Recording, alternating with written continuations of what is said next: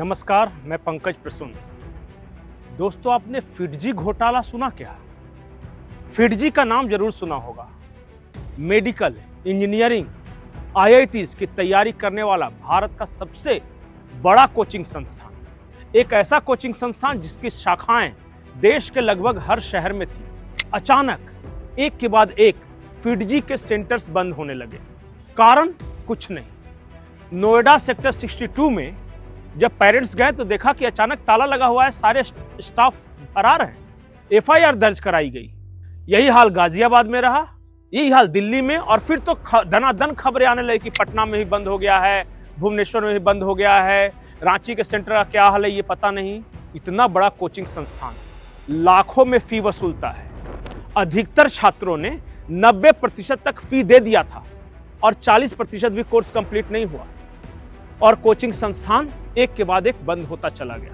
और इस देश में सबसे बड़ा कोचिंग संस्थान खुद को कहता था। फिडजी के बारे में मैंने पता की तो जानकारी मिली कि 1992 में आईआईटी दिल्ली से एक मैकेनिकल इंजीनियर निकला, नाम था डीके गोयल, और उसने सबसे पहले दिल्ली में यह संस्थान शुरू किया था। और मकसद यह था कि आईआईटी जेई की तैयारी करने वाले छात्रों को एक कोर्स सिलेबस उनकी मदद की जाए, और उसके बाद ये ग्रो करता चला गया। और आपको तो पता है अपने देश में कोचिंग का जाल कितना बड़ा है। लाखों रुपए, जी हाँ, लाखों रुपए छात्रों के डूब गए। अभिभावक परेशान हैं, और सबसे ज्यादा परेशानी जेई देने वाले छात्रों को हुई है। साल भर में 2 बार परीक्षा होती है, परीक्षा देना है, लेकिन उनका कोचिंग संस्थान बंद हो गया। पैसे दे चुके हैं, वापस मिलने की कोई उम्मीद नहीं। अब सोचिए इस देश के हजारों घरों में आज कैसा माहौल होगा। फिर मैंने सोचा कि आखिर बंद क्यों हुआ। मुझे कुछ दिन पहले का, यानी दिसंबर 2024 का, फिडजी के एक अंदरूनी बैठक का एक वीडियो मिला। पहले वो वीडियो देखिए, और देखिए कि उस वीडियो में जो फिडजी का मालिक है डीके गोयल, वो अपने स्टाफ से कैसे गंदी गंदी गालियां देकर बातचीत कर रहा है। पहले वो वीडियो एक बार देखिए। और वजह यह थी कि उस स्टाफ ने अपनी सैलरी मांग ली थी। कहानी बताऊंगा, पहले ये वीडियो देखिए। आप मुंबई से जा रहे हैं।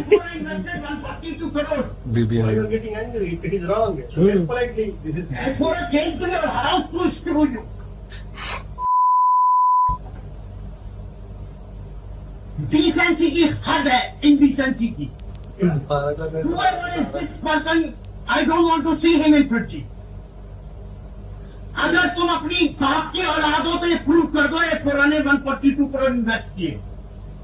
अगर बाप की औलाद है तो It's relevant to public domain. It's available in the public domain.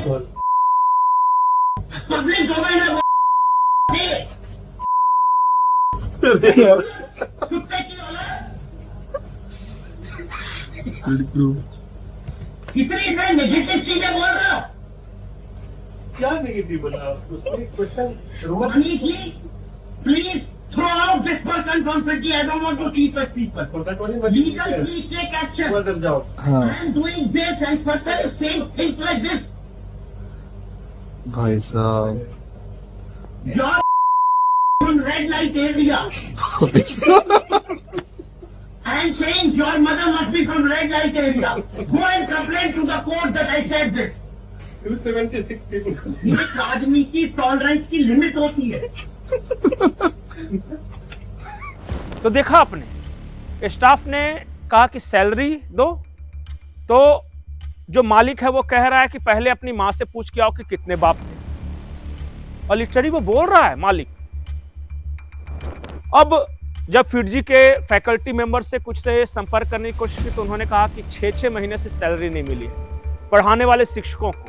आखिर ये फिडजी का मालिक इतने सारे पैसे लेकर गया कहां? तो फिडजी की ओर से यह कहा गया कि बहुत सारे छात्र ऐसे हैं जो पैसे पूरे देते नहीं हैं और पढ़ने के बाद बीच में छोड़ देते हैं। और बाकायदा देश के बड़े अखबारों में फिडजी ने विज्ञापन देकर उन छात्रों का नाम चेहरे सहित पब्लिश करवाया था। हम आपको जो दिखा रहे हैं हिंदुस्तान टाइम्स का एक विज्ञापन है जो उसके फ्रंट पेज पे आया, और उसमें फिडजी ने बताया कि ये से छात्र हैं जो पैसे लेकर बीच में भाग गए। अब मुझे ये समझ में नहीं आ रहा कि इस देश में चल क्या रहा है। एक तरफ हम ये दावा करते हैं कि हम सबसे ज़्यादा इंजीनियर बनाने वाला देश है, और दूसरा, इंजीनियर बनाने वाले देश का सबसे बड़ा कोचिंग संस्थान एक के बाद एक अपने सेंटर्स बंद कर रहा है। हजारों माँ बाप परेशान हैं, शिक्षक भाग रहे हैं। कुछ शिक्षकों ने यह कहा कि हम दूसरा कोई कोचिंग संस्थान ज्वाइन करने वाले हैं। कोई सेंटर अपने छात्रों को यह कह रहा है कि ये बंद हो रहा है, दूसरी जगह तुम ज्वाइन कर लो। तो अरे भाई, दूसरी जगह ज्वाइन कैसे कर ले? पैसे कहां से देंगे? तुम्हें तो पैसे दे दिया है, अब बीच में हम कहां जाएंगे? ये परिस्थिति है। अब पटना का एक सेंटर बंद हुआ और वहां की तस्वीरें देखिए, ये वीडियो देखिए और अंदाजा लगाइए कि कोटा, पटना, रांची, भुवनेश्वर, लखनऊ, कानपुर, मेरठ, गाजियाबाद, दिल्ली, देश के तमाम शहरों में इस वक्त कैसी अफरा तफरी की स्थिति होगी। कुछ स्टूडेंट्स हैं जो कि इस स्कैम का शिकार हुए, आज इनसे ही बातचीत करते हैं। क्या नाम हुआ? पार्थ जी। कौन से क्लास में हो आप? 11th में। 11th में है। क्या कुछ स्कैम हुआ और कैसे हुआ, थोड़ा बताएंगे? जी, हम लोग का 2 हफ्ते से क्लास नहीं चल रहा था। इस हफ्ते हम लोग को शेड्यूल आया, लेकिन एक भी क्लास नहीं हुआ। उससे पहले हम लोग को मैसेज आ जाता है कि अब हम लोग का क्लास नहीं होगा, टीचर्स छोड़ के दूसरे कोचिंग इंस्टीट्यूट जा रहे हैं। हम लोग को भी दूसरे कोचिंग इंस्टीट्यूट बुलाया गया कि 40,000 आइए, दूसरे कोचिंग में एडमिशन करा लीजिए, फिर बंद हो रहा है हम लोग का। 3 बजे के करीब हम लोग को मैसेज आया एक दिन। उसके बाद हम लोग की क्लास नहीं हुई और सब टीचर्स जा चुके हैं। अच्छा, टीचर सारे जा चुके हैं दूसरे कोचिंग इंस्टीट्यूट। अनीश, कौन से क्लास में? 11th में। 11th में हो। कौन से बैच के लिए, मतलब कौन से किसी के प्रिपरेशन के लिए पढ़ रहे थे? जेई का प्रिपरेशन कर रहे थे। के लिए कैसा चल रहा था प्रिपरेशन? पढ़ाई तो अच्छी चल रही थी, बट टीचर्स भी काफी अच्छे थे, बट टीचर्स को सैलरी नहीं मिल पाने के कारण वो सब धीरे धीरे छोड़ते गए। अब वहाँ पे फैकल्टी नहीं है फिर जी में। टीचर्स को सैलरी नहीं मिल रही है, बात आपको किसने बताया? टीचर्स नहीं बताई है, टीचर्स नहीं बताया। मैनेजमेंट के लोगों ने बताया कि हमें सैलरी नहीं मिल रहा है, इस वजह से हम कंटिन्यू नहीं कर पा रहे हैं। अच्छा, और पटना से पहले भी बहुत सारे सेंटर्स बंद हो चुके हैं फिटजी के ऑल ओवर इंडिया। वहाँ पे भी सैलरी का इश्यू था, टीचर्स को सैलरी नहीं मिल रहा सेंटर से। हाँ, और आप लोग जो है स्टूडेंट्स को पूरा सैलरी, मतलब वहाँ अपना फी दे दिया? पूरा फी दे चुके हैं, एडवांस में फी ले लिया था। एडवांस में? हाँ, एडवांस में स्टार्टिंग में पूरा फी ले लिया। अच्छा, टीचर्स की सैलरी नहीं मिल रहा है, इस वजह से वो कंटिन्यू नहीं कर पा रहे। मैनेजमेंट की गलती है, मैनेजमेंट को सैलरी देना चाहिए, तभी ना कंटिन्यू कर पाएंगे। तो चलिए, ये कुछ स्टूडेंट्स हैं जो कि फिटजी के इस स्कैम का शिकार हुए हैं। मैं एक बात बार बार बोलता हूं, ये कोचिंग घोटाला भारत के इतिहास का सबसे बड़ा घोटाला है। ये कोचिंग संस्थानों का जो जाल है, और मैं हर उस शहर की बात कर रहा हूं, चाहे कोटा हो या पटना हो या इलाहाबाद हो, जो कि कोचिंग के सहारे कॉम्पिटिटिव परीक्षाओं की तैयारियां कराते हैं। इससे बड़ा घपला घोटाला है ही नहीं। एक पैरेलल इकोसिस्टम है। कोचिंग वाले कहते हैं कि जो स्कूल्स होते हैं या जो संस्थान होते हैं, कॉलेज होते हैं, वो तो क्या करेंगे, डिग्री रोक देंगे, तब उनको पूरा फी मिल जाएगा। कोचिंग क्या रोकेंगे? पढ़ा आधे पैसे देके कुछ दिन तक पढ़ा, उसके बाद भाग गया। तो कोचिंग संस्थानों की भी समस्या है। बताया जा रहा है कि फिटजी लगातार घाटे में जा रही थी। अरे घाटे में जा रही थी तो पहले से छात्रों को बताना चाहिए था। अब सबके पैसे तुमने ले लिए हैं और बीच रास्ते पे छोड़ दिया है, अभिभावकों की क्या गलती? अगर आज भी आपका बच्चा फिटजी जैसे किसी संस्थान में पढ़ रहा है तो खतरा है आपके लिए। पता नहीं वो कब बंद करा दे।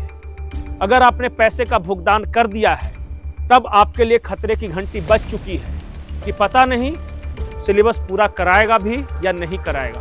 और बात सिर्फ फिटजी की नहीं है, एक के बाद एक इस तरह की खबरें आ रही हैं। छोटे मोटे कोचिंग संस्थान तो बंद होते ही रहते हैं। तो कोचिंग का धंधा भले ही मुनाफे का, कुछ लोग भले ही माल कमा रहे हो, लेकिन देश के हजारों लाखों अभिभावकों के लिए ये बुरा सपना साबित हो रहा है। और वजह, सरकार ने कोई रेगुलेशन ही नहीं बनाया, कोई नियमावली ही नहीं है। आओ पैसे जमा करो, पढ़ाए न पढ़ाएं, दुकान पे ताला लगा के भाग जाएंगे। कुछ तो करना होगा। इस देश में कोचिंग को लेकर भी एक रेगुलेशन बनाना होगा। लेकिन क्या केंद्र सरकार जिस तरह कॉलेज, यूनिवर्सिटीज, स्कूलों के लिए एक फिक्स रूल्स एंड रेगुलेशंस बनाती है, क्या इस देश में कोचिंग संस्थानों के लिए बना सकेगी? क्योंकि हर शहर में, हर कस्बे में कुकरमुत्ते की तरह उग आए इन कोचिंग संस्थानों का कोई रेगुलेशन नहीं। कोई एक कमरे में 1-1 हजार बच्चों को शिफ्ट में पढ़ा रहा है। कहीं बिजली नहीं, कहीं पानी नहीं, कोई सुविधा नहीं, और कोई इतना भौकाली कि हमारे यहाँ एसी क्लासरूम है तो स्मार्ट क्लासेज है सब कुछ, अब पता चला अंत में बंद करके भाग गया फिटजी की तरह।